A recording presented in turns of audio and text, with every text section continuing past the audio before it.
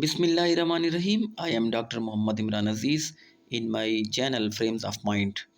Dear students, जैसा कि आपको मालूम है कि हम ASDO, SDO और DTTO की तैयारी कर रहे हैं और इस हवाले से आज हम जो इम्पोर्टेंट MCQs को डिस्कस करने जा रहे हैं वो सबका जितने भी पेपर्स हैं Khyber Pakhtunkhwa public service commission और NTS, ईटा वगैरह में आ चुके हैं। तो आज उन इम्पॉर्टेंट MCQs को डिस्कस करते हैं, आपके साथ शेयर करते हैं और जो स्टूडेंट्स न्यू हैं उनसे एक गुजारिश है कि वो हमारे चैनल को ज़रूर सब्सक्राइब करें, लाइक करें और ज़रूर शेयर करें। चलते हैं अपने टॉपिक की तरफ। जी, सबसे पहले MCQs है pedagogy is the study of dash. तो टीचिंग मेथड्स को पेडागोजी कहते हैं। In pedagogy computer is used as computer को हम motivate the learner, to provide the feedback और टू इंटरेक्ट विद लर्नर। तो ये सारे तीन ऑप्शन दुरुस्त हैं। Most important work of the teacher is to organize the teaching और the word pedagogy means to lead the children, to teach the children. ठीक है जनाब।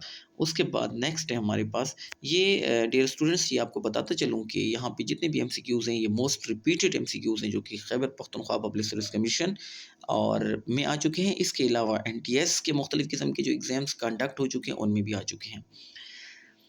The word pedagogy means to lead the children. The teacher should present the information to the students clearly and interesting way and relate the new information to the things students. तो मतलब ये है कि जब वो उस चीज़ के बारे में बताते हैं तो इसके तीन ऑप्शन उन्होंने दिए हैं, तो मैं करेक्ट ऑप्शन ऑलरेडी नो के बारे में बताता चाहूँ। The field of the study concern with the construction of thought process including remembering problem solving and decision making is called dash। तो ज़ाहिर है यहाँ पे जो है वो डिसीजन मेकिंग भी आ चुका है, रिमेम्बरिंग भी आ चुका है, अंडरस्टैंडिंग भी आ चुका। ये सारी की सारी चीज़ें दिमाग के साथ होती हैं और दिमाग के लिए हम जो इस्तेमाल करते हैं वो कॉग्निटिव डेवलपमेंट होता है। The more important of your brain you use, more likely use or to dash the information, तो मतलब to retain the information। Next हमारे पास है the process of reasoning from one or more given statements to teach logically certain conclusion is called deductive reasoning. तो हमारे पास मुख्तलिफ़ किस्म की रीजनिंग की टाइप्स हैं, चार किस्म की यहाँ पे दी हुई है, डिडक्टिव, इंडक्टिव, क्वालिटेटिव और क्वांटिटेटिव। तो ये जो है ये डिडक्टिव होती है। डिडक्टिव क्या होती है? वो होते हैं जर्नल टू स्पेसिफिक। उसके बाद नेक्स्ट है हमारे पास education is the process in which knowledge and skills are transferred. तो ये कहाँ से होते हैं? From a few person to the next generation. Next हमारे पास है a prior knowledge is a knowledge that is known independently of experiences. Next हमारे पास है the philosopher who for the first time mention the importance of play. यानी sports के बारे में जो सबसे पहले बताया था वो अरिस्टोटल था। The idea of practical learning means education should apply to the real world। और नेक्स्ट है हमारे पास the concept of perennialism in education means school curricula should focus on what is everlasting. ठीक है, प्रीनियलिज्म का मतलब भी एवरलास्टिंग होता है। नेक्स्ट हमारे पास है progressivism believes that the education comes from the experiences of the child. Progressivism believes that the children learn in a community. ठीक है, मतलब बच्चे जो हैं कम्युनिटी से सीखते हैं। प्रोग्रेसिविज्म आपको ये बताता है। नेक्स्ट हमारे पास है normal human being has dash senses. आपको पता होना चाहिए यहाँ आम तौर पर एक इंसान के पास 5 किस्म की हिस्से होती हैं, सेंसेस होती हैं, यानी और एक छठी हिस्स भी होती है जिसको सिक्स सेंस भी कहते हैं। लेकिन बहरहाल उन्होंने नॉर्मली पूछा है तो वो 5 हिस्से हैं क्योंकि छठी हिस्सा हर किसी को मयस्सर नहीं होती। तो इन्होंने नॉर्मल ह्यूमन बीइंग का पूछा है। जो सिक्स सेंस होती है वो गॉड गिफ्टेड लोग होते हैं या बहुत ज़्यादा बड़े सूफियाए कराम या बुज़ुर्ग होते हैं जिनको छठी हिस्स होती है। अदरवाइज़ अक्सर लोगों के पास 5 सेंसेस होते हैं, यानी जिसमें देखने की हिस्स, सुनने की हिस्स, चखने की हिस्स, टच करने की हिस्स और और कौन सी है, 4 ये हो गए ना, टच करना, देखना, सुनना, चखना और 5वीं। नेक्स्ट हमारे पास है the idea of the teaching the whole child in a philosophy of pragmatism in education means teaching students to be good, यानी एक अच्छे सिटीजन हो जाएं बचे। फिर ठीक है, उसके बाद हमारे पास है विच from the following is not among the 5 senses. ठीक है जनाब, तो स्मेल हमने 4 पढ़े थे ना, तो 5वीं उसमें स्मेल थी, तो इन्होंने यहाँ पे विजन, टच, स्मेल और थॉट की दी है, जहाँ पे थॉट नहीं होती, ये सोचने की हिस्स नहीं होती। तो इसने पूछा ऊपर नॉट, तो नॉट का मतलब जो इनमें नहीं है, तो वो थॉट है। नेक्स्ट हमारे पास है the curriculum of the educational institutes should be based on the theory and practice. Next one हमारे पास है the applications of the ideas, knowledge and skills to achieve the desired result is called. जब आप अपना desired result लेते हैं तो हम उसको प्रॉब्लम सॉल्विंग मेथड कहते हैं।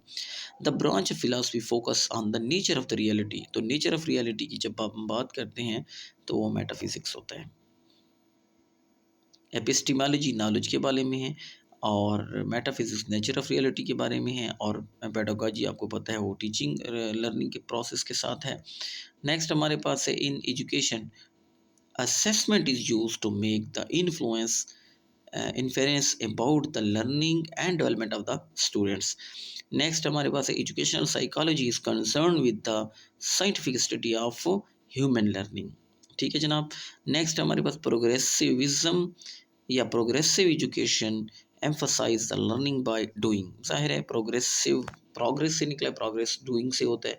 According to the famous philosopher teaching is an art.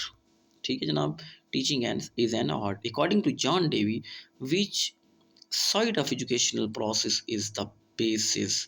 तो कौन सी साइकोलॉजिकल बेसिस होते हैं, ठीक है ना। तो एजुकेशन के जो प्रोसेस में सबसे अहम चीज़ है वो साइकोलॉजिकल प्रोसेस है, यानी इसने यहाँ पे तो आपको सोशलॉजिकल और फिलोसफिकल भी दिया, लेकिन ये साइकोलॉजिकल होता है। The role of the teacher in the inquiry based learning facilitator होता है, और in cooperative learning method the role of the teacher is to, cooperative में फैसिलिटेटर एंड डेलीगेटर होता है, लेकिन इंक्वायरी में सिर्फ फैसिलिटेटर होता है।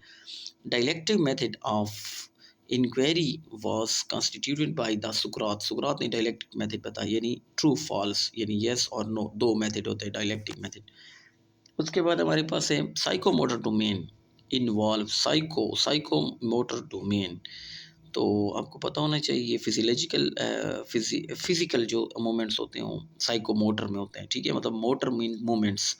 The skill with the study try to build the abstract knowledge is called characterizations. Next one is an assessment used to determine a person's ability in particular field of study is called, हम इसको aptitude test कहते हैं। which act of the teacher foster sense of the autonomy in the learning process is delegator। Next हमारे पास है a teacher is considered successful only if, क्या करता है, if he is a gentle and easily approachable, यानी वो अक्लमंद भी हो और ईजिली अप्रोचेबल भी हो। Before accepting the teaching profession one must know, क्या उसे जानना चाहिए, future prospects of his professions, यानी वो जिस फील्ड में जाता है उसको उसके प्रोफेशंस के बारे में अच्छी तरीके से पता होना चाहिए। Womens are given preferences in teaching of primary children, क्यों उनको तरजीह दी जाती है, because she is emotionally understanding, यानी वो बच्चों को जो है वो इमोशनली तौर पर भी समझ सकती हैं और समझा भी सकती हैं, यानी उनकी जज्बात को समझ सकती हैं, जज्बाती तौर पर उनको समझा भी सकती हैं। The use of the internet of the student in their educational activities is your own opinion, ये क्या है, मीडियम फॉर गुड टीचिंग, यानी जब आप एविएट्स का इस्तेमाल करते हैं, कंप्यूटर का इस्तेमाल करते हैं और उसकी मदद से बच्चों को पढ़ाते हैं, तो वो बेहतर लर्निंग का एक जो है एलिमेंट बन जाता है। Teaching approach in which the students share knowledge with other students through a variety of structure is known as, तो इसमें जो है वो कोऑपरेटिव लर्निंग है। When students are asked to leave the classroom to observe the events, organisms and objects in their natural surroundings, teacher is actually using strategy to teach them. तो ये कौन सी strategy होती है, उसको कहते हैं फील्ड ऑब्जर्वेशंस। उसके बाद है traditionally the cards with questions, problems और fact on one side and answer or related facts on the other sides are called, इसको हम फ्लैश कार्ड्स कहते हैं। Discovery teaching is actually, discovery को हम क्या कहते हैं, कंस्ट्रक्टिव अप्रोच होता है। ठीक है जनाब। उसके बाद टीचर जो है वो reads aloud to class to improve the students. तो अब एक अगर टीचर ऊंचा पढ़ रहा है तो it means feelings about reading, pronunciation, comprehensions and all of above, ये तमाम चीज़ें जो है वो कवर कर रहा होता है। रीडिंग और looking at material quickly to gain an overview of the content is reading technique is called skimming. यानी जब आप किसी चीज़ को पढ़ते हैं बड़े खामोशी के साथ और उसके बारे में आप ओवरव्यू देते हैं तो इसको हम स्कीमिंग कहते हैं। और उसके बाद है the team activity to summarize the reading is also termed as relay summary, हम उसको रिले समरी कहते हैं। When instruction is delivered by a person close in age और achievement to the person receiving instructions, the process is known as, इसको हम peer tutoring कहते हैं। ठीक है, पीयर ट्यूटरिंग।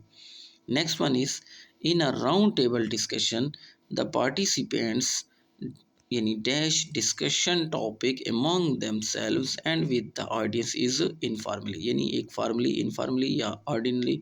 तो इनफॉर्मली डिस्कस टॉपिक जो होते हैं अमंग देमसेल्व्स।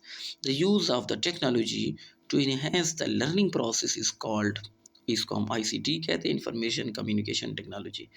उसके बाद according to the Emile the noblest work in education is to make the reasoning man, यानी इसका जो सबसे ईमाइल कहते हैं कि सबसे नोबल तरीन काम जो है वो है reasoning man. Which from the following should be used to decrease the minor in appropriate behaviour, तो इसको हम इग्नोरेंस कहते हैं। Next is up as the people grow older dash of the learning, इसको क्या लिखा हुआ है, डिक्लाइन, तो स्पीड जो है वो डिक्लाइन हो जाती है। विच elements of the educational planning is most concern with what of the education objectives, which of the following is a not an example of learning objectives, not example. और क्या करें डियर स्टूडेंट्स, जब not आया हो तो मतलब ये नहीं है, तो इधर लिखा हुआ टू ग्रेजुएट द ऑनर्स, मतलब बाकी इसके अलावा सारे ठीक है, ये नॉट है। Style of learning where students learn via online media as well as face to face traditional learning, उसको हम blended learning कहते हैं। यानी इसमें जो है 50% जो है वो आपकी क्लासेस होती है, 50% ऑनलाइन होते हैं और बाज़ औक़ात ऐसा भी होता है 75% फिज़िकल होते हैं और 25% ऑनलाइन जो है वो ट्रेनिंग होती है या टीचिंग लर्निंग प्रोसेस होता है। तो हम उसको यानी ब्लेंडेड को हम हाइब्रिड लर्निंग भी कहते हैं, यानी इसमें दोनों किस्म की लर्निंग शामिल है। Next one is Meta cognition mean thinking about thinking. तो डियर स्टूडेंट ये रिपीट हो चुके हैं पब्लिक सर्विस कमीशन के MCQs में कि मेटा कॉग्निशन मीन्स यानी thinking about thinking. Next one is learner complete reading their homes by online guidance of the teacher and work problem solving during the class time is dash flipped learning, or pre-active phase of refers to the planning। pre-active जो है ये planning की तरफ ले जाता है। what is the primary purpose of educational aims, तो to outline the broad and general information of the education. तो यहाँ एम्स, गोल्स एंड ऑब्जेक्टिव इसके बारे में बताया कि स्मार्ट, तो ये स्मार्ट होते हैं, यानी स्मार्ट SMART मतलब smart, specific, measurable, attainable, realistic and time bound. SMART तो मतलब S से स्पेसिफिक, M से मेजरेबल, A से अटेनेबल और T से टाइम बाउंड। और उम्मीद है कि आपने ये MCQs अच्छे तरीके से समझे होंगे। इंशाल्लाह नेक्स्ट MCQs में आपके लिए और लेक्चर के साथ हाज़िर होंगे। तब तक के लिए अल्लाह हाफ़िज़।